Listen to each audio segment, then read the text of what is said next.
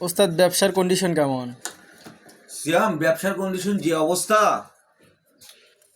এখন তো পড়বে চার ডাক্তার ইউনূসের ওপর ঋণের বোঝা। ডাক্তার পড়বে চার ইউনূসের ওপর ঋণের বোঝা, আর এই 16 কোটি মানুষ আমরা তারই প্রজা। মনে করো 2 কোটি মানুষ এলে রাজা, 1 কোটি মানুষ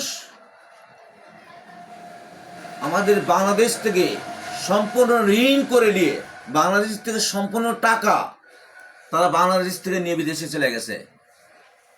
আর 1 কোটি লোক মনে করো যারা যারা ছিল আজকে পাইপিয়াদা, তারা হচ্ছে আজকে বাড়িওয়ালা। তাদের গলায় দিচ্ছি মালা, তাদের গলায় দিচ্ছি ফুল। তারাই তো আজকে অর্থ কমিশনার, গায়ের চেয়ারম্যান, মালদারদের সঙ্গে থেকে মোটা শেয়ার নিন। যারা মোটা শেয়ার নিয়ে চলে গেছে সারা সব আওয়ামী লীগপন্থী। ঋণের বোঝা ডাক্তার ইউনূসের প্রতি আর এই 16 কোটি মানুষের প্রতি দিয়েতে চলে গেছে। তাই বাংলাদেশ এখন কিস্তির ওপর চলতেছে। ডাক্তার ইউনূস, শেখ হাসিনা বিভিন্ন মেগা প্রজেক্ট খুলতে যে ঋণ করে এ দেশ থেকে টাকা পয়সা নিয়ে চলে গেছে, সেই ঋণের কিস্তি ডাক্তার ইউনূস বহন করতেছে। আর এই 16 কোটি আমরা তারই প্রজা, কিস্তি আমরা বহন করতেছি। আজকে তুমি চিন্তা করে দেখো, বাংলাদেশের 100%-এর মধ্যে মনে করো যে 40% লোক কিস্তির মধ্যে আছে। কিস্তি ছাড়া তার জীবন চলে না। এই আমাদের বাংলাদেশের বসবাস করি আমরা, এই আমাদের সোনার বাংলাদেশ। এই কিস্তির বাংলাদেশ হয়ে গেছে।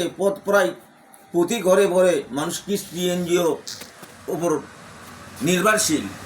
আর দুই কোটি মানুষ আওয়ামী লীগপন্থী যারা, তারা বাংলাদেশের রাজায় রায় টাকা পয়সা সম্পূর্ণ গ্রাস করে খায়ে বাংলাদেশে আজকে শোষণ করে চলে গেছে।